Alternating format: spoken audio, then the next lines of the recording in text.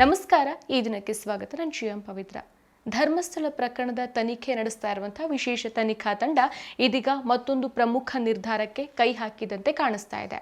ಧರ್ಮಸ್ಥಳದ ಬಂಗ್ಲೆಗುಡ್ಡ ರಹಸ್ಯ ಬಯಲು ಮಾಡೋಕೆ ಎಸ್ಐಟಿ ಅಧಿಕಾರಿಗಳು ಪಣ ತೊಟ್ಟಿದ್ದು ಗೌಪ್ಯವಾಗಿ ಶೋಧ ಕಾರ್ಯಾಚರಣೆಯನ್ನು ನಡೆಸುತ್ತಿದ್ದಾರೆ. ಧರ್ಮಸ್ಥಳ ಗ್ರಾಮಕ್ಕೆ ಅಂಟಿಕೊಂಡ ಆರೋಪ, ಅರಣ್ಯ ಪ್ರದೇಶದಲ್ಲಿ ನೂರಾರು ಶವಗಳನ್ನು ಅಕ್ರಮವಾಗಿ ಹೂಳಲಾಗಿದೆ ಅನ್ನೋ ಆಘಾತಕಾರಿ ಪ್ರಕರಣದ ತನಿಖೆಯಲ್ಲಿ ವಿಶೇಷ ತನಿಖಾ ತಂಡ ಮತ್ತೆ ವ್ಯಾಪಕ ಶೋಧ ಕಾರ್ಯಾಚರಣೆಗೆ ಸಿದ್ಧತೆ ನಡೆಸಿದಂತೆ ಕಾಣಿಸುತ್ತೆ. ಬಂಗ್ಲೆಗುಡ್ಡದಲ್ಲಿ ರಾಶಿ ಮೂಳೆಗಳು ಮತ್ತು 3-4 ತಲೆಬುರುಡೆಗಳನ್ನು ಸ್ಥಳ ಮಹಜರು ವೇಳೆಯಲ್ಲಿ ನೋಡಿದ್ದೇವೆ ಅಂತ ಸೌಜನ್ಯ ಮಾವ ವಿಠಲ್ ಗೌಡ ಅವರು ವಿಡಿಯೋ ಮೂಲಕ ಹೇಳಿಕೆಯನ್ನು ಕೊಟ್ಟಿದ್ದು ಇದು ಪ್ರಕರಣಕ್ಕೆ ಹೊಸ ತಿರುವನ್ನ ನೀಡಿತು. ಬಂಗ್ಲೆಗುಡ್ಡ 2 ಸಲ ಸ್ಥಳ ಮಹಜರಿಗೆ ನನ್ನನ್ನು ಕರ್ಕೊಂಡು ಹೋಗಿದ್ದು, ಆ ವೇಳೆ ಹೆಣಗಳ ರಾಶಿ ಸಿಕ್ಕಿದೆ ಅಂತ ವಿಠಲ್ ಗೌಡ ವಿಡಿಯೋದಲ್ಲಿ ಹೇಳ್ಕೊಂಡಿದ್ರು. ಬಂಗ್ಲೆಗುಡ್ಡೆಗೆ 2 ಸಲ ಕರ್ಕೊಂಡು ಹೋಗಿದ್ದಾರೆ ಮಾಜರಿಗೆ, ಒಂದು ಸ್ಪಾಟ್ ಮಾಜರಿಗೆ. ಅದು ಕರ್ಕೊಂಡು ಹೋಗುವ ವೇಳೆಯಲ್ಲಿ ಅಲ್ಲೇ ಒಂದು 3 ಮನುಷ್ಯರ ಕಲೆಬರವು ಸಿಗುತ್ತಲ್ಲಿ. ವಿಡಿಯೋ ಬಿಡುಗಡೆ ಮಾಡಿದ್ದ ವಿಠಲ್ ಗೌಡ, ಬಂಗ್ಲೆಗುಡ್ಡಗೆ 2 ಸಲ ಸ್ಥಳ ಮಹಜರಿಗೆ ನನ್ನನ್ನು ಕರ್ಕೊಂಡು ಹೋಗಿದ್ದು, ಅಲ್ಲಿ 3 ಮನುಷ್ಯರ ಕಳೆಬರಗಳು ಸಿಕ್ಕಿದೆ. ಹತ್ರ 10 ಫೀಟ್ಗಳಲ್ಲೇ ಈ ಮೂಳೆಗಳು ಸಿಕ್ಕಿರೋದು. 2ನೇ ಬಾರಿಗೆ ಸ್ಥಳ ಮಹಜರಿಗೆ ಹೋದಾಗ ಹೆಣಗಳ ರಾಶಿಯೇ ಸಿಕ್ಕಿದೆ. ಕಣ್ಣಿಗೆ ಕಂಡದ್ದು 5 ಹೆಣಗಳು, ಸಣ್ಣ ಮಗುವಿನ ಎಲುಬೂ ಸಹ ಇತ್ತು ಅಂತ ಹೇಳ್ಕೊಂಡಿದ್ರು. ಸೊ ವಾಮಾಚಾರಕ್ಕೆ ಬಳಸುವಂತ ವಸ್ತುಗಳು ಸಹ ಸಿಕ್ಕಿದೆ. ಹೂತಿಟ್ಟ ಶವಗಳನ್ನ ಕಾಣದ ಹಾಗೆ ಮಾಡೋಕೆ ಮಣ್ಣು ತೆಗೆದು ಹಾಕಿದ ಹಾಗೆ ಕಾಣ್ತಾ ಇತ್ತು. 5-6 ಫೀಟ್ನಲ್ಲಿ ಬುರುಡೆ ರಾಶಿ ಇದೆ. ಎಲುಬು ಅಲ್ಲಲ್ಲಿ ಸ್ಪ್ರೆಡ್ ಆಗಿದೆ. ಕಳೆಬರಗಳು ಅಲ್ಲಲ್ಲಿ ಇತ್ತು. ಬುರುಡೆಗಳು ಮಣ್ಣಲ್ಲಿ ಎದ್ದು ಕಾಣ್ತಾ ಇತ್ತು. ನೋಡಿದ ಬುರುಡೆಗಳು ಸಹ ಹಾಗೇನೆ ಇದೆ, ಆದ್ರೆ ಅದನ್ನ ಮುಟ್ಟಿಲ್ಲ. ತನಿಖೆಗೆ ಯಾವಾಗ ಕರೆದ್ರು ಬರ್ತೇನೆ ಅಂತ ಹೇಳಿದ್ದೇನೆ. ಚಿನ್ನಯ್ಯ, ತಾನಾಸಿ, ರಂಗ, ಸುಬ್ರಹ್ಮಣ್ಯ ಎಲ್ಲರೂ ಹೇಳಿದ್ದಾರೆ. ಸೊ ಅವರ ಮಾಹಿತಿ ಪ್ರಕಾರ ಎಲ್ಲವನ್ನೂ ತೋರ್ಸೋಕೆ ರೆಡಿ ಇದ್ದೇನೆ. ಅದೇ ಊರಲ್ಲಿ ಇದ್ದು ಒಂದೇ ಕಡೆ ರಾಶಿ ಹಾಕಿದ್ದು ನೋಡಿ ನನಗೂ ಸಹ ಅಚ್ಚರಿ ಆಗತ್ತೆ. ಚಿನ್ನಯ್ಯ ಹೇಳಿದ್ದು 100ಕ್ಕೆ 100ರಷ್ಟು ಸತ್ಯ, ಅದರಲ್ಲಿ ಯಾವುದೇ ಡೌಟ್ ಇಲ್ಲ ಅಂತ ಹೇಳಿದ್ರು. ಸೊ ಎಸ್ಐಟಿ ಅಧಿಕಾರಿಗಳ ಸಮ್ಮುಖದಲ್ಲೇ ಈ ದೃಶ್ಯಗಳನ್ನ ನೋಡಿದ್ರಿಂದ ಮತ್ತೆ ಬಂಗ್ಲೆಗುಡ್ಡಗೆ ಸ್ಥಳ ಮಹಜರು ನಡೆಸುವಂತ ಸಾಧ್ಯತೆ ಇದ್ದು ಉತ್ಖನನ ಕಾರ್ಯವು ಸಾಧ್ಯವಿದೆ ಅಂತ ಹೇಳಲಾಗತ್ತೆ. ಸೊ ಬಂಗ್ಲೆಗುಡ್ಡದಲ್ಲಿ ಉತ್ಖನನವನ್ನ ನಡೆಸೋಕೆ ವಿಠಲ್ ಗೌಡ ತೋರಿಸುವಂತಹ ಪಾಯಿಂಟ್ ಗುರುತು ಮಾಡಿ ಶೋಧ ಕಾರ್ಯ ನಡೆಸೋ ಸಾಧ್ಯತೆಯೂ ಇದೆ. ಇದ್ರ ಜೊತೆಗೆ ಧರ್ಮಸ್ಥಳ ಆಸುಪಾಸಿನಲ್ಲಿ ಮತ್ತೆ ಉತ್ಖನನ ನಡೆಯುವ ಸಾಧ್ಯತೆ ದಟ್ಟವಾಗಿದೆ. ಈ ಹಿನ್ನೆಲೆಯಲ್ಲಿ ಬಂಗ್ಲೆಗುಡ್ಡ ಅರಣ್ಯ ವ್ಯಾಪ್ತಿಯಲ್ಲಿ ಬಿಗಿ ಬಂದೋಬಸ್ತನ್ನ ಮಾಡಲಾಗಿದೆ.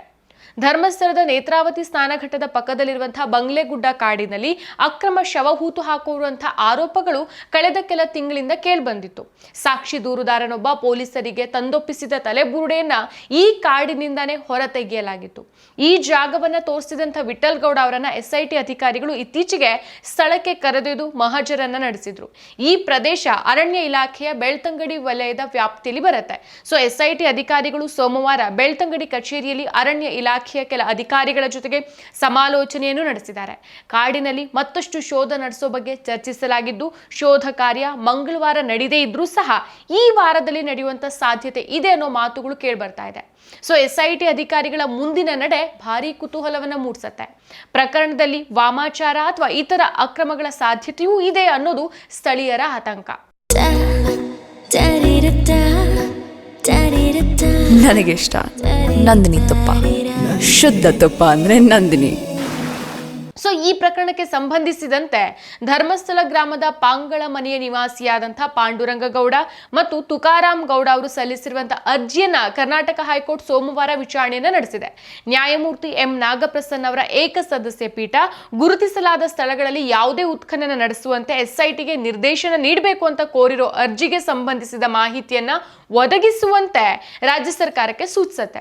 ಸೊ ಈ ನಿರ್ದೇಶನ ತನಿಖೆನ ವೇಗಗೊಳಿಸುವ ನಿರೀಕ್ಷೆ ಇದೆ. ಸೊ ಪ್ರಕರಣದಲ್ಲಿ ಮತ್ತಷ್ಟು ಬೆಳವಣಿಗೆಗಳು ನಡೀತಾ ಇರುವಂತೆ ತೋರ್ತಾ ಇದೆ. ಸ್ಥಳೀಯರು ಮತ್ತು ಸಾರ್ವಜನಿಕರು ಎಸ್ಐಟಿಯ ಮುಂದಿನ ಕ್ರಮಗಳನ್ನ ಎದುರು ನೋಡ್ತಿದ್ದಾರೆ. ಸೊ ಈ ಘಟನೆ ಅರಣ್ಯ ಪ್ರದೇಶಗಳಲ್ಲಿ ನಡೆಯುವ ಅಕ್ರಮಗಳ ಬಗ್ಗೆ ಹೊಸ ಚರ್ಚೆಗೆ ದಾರಿ ಮಾಡಿಕೊಟ್ಟಿದೆ. ಸೊ ಈ ಎಲ್ಲಾ ಬೆಳವಣಿಗೆಗಳ ಮಧ್ಯೆ ಧರ್ಮಸ್ಥಳದಲ್ಲಿ ಸಂಭವಿಸಿದಂತ ಅಸಹಜ ಸಾವುಗಳ ಬಗ್ಗೆ ತನಿಖೆ ನಡೆಸುವಂತೆ ಎಸ್ಐಟಿ ಪೊಲೀಸ್ ಠಾಣೆಗೆ ಮಹೇಶ್ ಶೆಟ್ಟಿ ತಿಮ್ರೋಡಿ ಹೊಸದಾಗಿ ದೂರನ್ನ ಕೊಟ್ಟಿದ್ರು. ಅಸಹಜ ಸಾವನ್ನ ಕೊಲೆ ಪ್ರಕರಣಗಳಾಗಿ ಎಫ್ಐಆರ್ ದಾಖಲಿಸುವಂತೆ ತಮ್ಮ ದೂರಿನಲ್ಲಿ ಮನವಿ ಮಾಡಿದ್ರು. 2006ರಿಂದ 2010ರವರೆಗೆ ಧರ್ಮಸ್ಥಳದ ವಸತಿ ಗೃಹದಲ್ಲಿ ಅನೇಕ ಸಂಶಯಾಸ್ಪದ ಸಾವುಗಳು ಸಂಭವಿಸಿದೆ. ಧರ್ಮಸ್ಥಳದ ಗಾಯತ್ರಿ, ಶರಾವತಿ, ವೈಶಾಲಿ ವಸತಿ ಗೃಹದಲ್ಲಿ ಈ ಸಾವುಗಳು ಸಂಭವಿಸಿದೆ. ಆದರೆ ಅಪರಿಚಿತ ಶವಗಳನ್ನ ಬೇಕು ಅಂತಾನೆ ಅನಾಥ ಶವಗಳು ಅಂತ ಘೋಷಿಸಲಾಗಿದೆ. ಅಷ್ಟೇ ಅಲ್ಲ, ತಕ್ಷಣವೇ ಗ್ರಾಮ ಪಂಚಾಯತ್ ಮೂಲಕ ಸಮಾಧಿಯನ್ನು ಸಹ ಮಾಡಲಾಗಿದೆ. ಇವುಗಳು ಎಲ್ಲಾ ದೃಷ್ಟಿಯಿಂದ ಸಂಭಾವ್ಯ ಕೊಲೆ ಪ್ರಕರಣಗಳು ಅಂತ ಶಂಕೆ ಮೂಡುತ್ತೆ ಅಂತ ತಿಮ್ರೋಡಿ ತಮ್ಮ ದೂರಿನಲ್ಲಿ ಉಲ್ಲೇಖ ಮಾಡ್ತಾರೆ. ಮತ್ತೊಂದು ಕಡೆ ಧರ್ಮಸ್ಥಳ ಗ್ರಾಮ ಪಂಚಾಯತ್ನ ಶವ ದಫನ್ ದಾಖಲೆಗಳ ಬಗ್ಗೆ SIT ಈಗಾಗಲೇ ಮಾಹಿತಿಯನ್ನು ಕಲೆ ಹಾಕಿದೆ. ಗ್ರಾಮ ಪಂಚಾಯತ್ ವ್ಯಾಪ್ತಿಯಲ್ಲಿ ಶವಗಳ ದಫನ್ದಲ್ಲೇ ಅಕ್ರಮ ಎಸಲಾಗಿದೆ ಅನ್ನೋ ಆರೋಪವೂ ಸಂಬಂಧಿಸಿದಂತೆ ತನಿಖೆ ಈಗ ನಡೀತಾ ಇದೆ. ಇದೀಗ ಮಾಟ ಮಂತ್ರದ ದೃಷ್ಟಿಕೋನದಲ್ಲೂ ತನಿಖೆಗೆ ಮುಂದಾಗಿದೆ SIT. ಒಟ್ನಲ್ಲಿ ಬಂಗ್ಲೆಗುಡ್ಡ ಪ್ರದೇಶದಲ್ಲಿ ಮತ್ತೆ ಉತ್ಖನನವನ್ನ ಶುರು ಮಾಡಲಾಗತ್ತಾ ಅನ್ನೋದನ್ನ ಕಾದ್ ನೋಡ್ಬೇಕು. ಸದ್ಯ SIT ಅಧಿಕಾರಿಗಳಿಗೆ ಯಾವ ರೀತಿ ತನಿಖೆ ಮುಂದುವರಿಸಬೇಕು ಅಂತ ಸೂಚನೆ ನೀಡಿರುವಂತಹ ಪ್ರಣಬ್ ಮೊಹಂತಿ ಬೆಂಗಳೂರಿಗೆ ವಾಪಸ್ ಆಗಿದ್ದಾರೆ. ಇನ್ನು ಕೆದಕಿದಷ್ಟು ಹೊಸ ಆಯಾಮಗಳು ಈ ಪ್ರಕರಣಕ್ಕೆ ಸಿಗ್ತಾ ಇದೆ. ಹೀಗಾಗಿ SIT ತನಿಖೆಯಲ್ಲಿ ಮತ್ತಷ್ಟು ತಿರುವು ಸಿಗ್ತಾ ಇರೋದು ರೋಚಕತೆಯನ್ನ ಮೂಡಿಸಿದೆ. ಮುಂದಿನ ದಿನಗಳಲ್ಲಿ ಏನಾಗತ್ತೆ ಕಾದ್ ನೋಡೋಣ. ಮತ್ತಷ್ಟು ವಿಶೇಷ ವಿಡಿಯೋಗಳನ್ನು ನೋಡಲು ಮತ್ತು ಹೊಸ ವಿಡಿಯೋಗಳ ಬಗ್ಗೆ ತಿಳಿಯಲು ಈ ದಿನ .com ಯೂಟ್ಯೂಬ್ ಚಾನೆಲ್ ಸಬ್ಸ್ಕ್ರೈಬ್ ಮಾಡಿ ಮತ್ತು ಬೆಲ್ ಐಕಾನ್ ಕ್ಲಿಕ್ ಮಾಡಿ.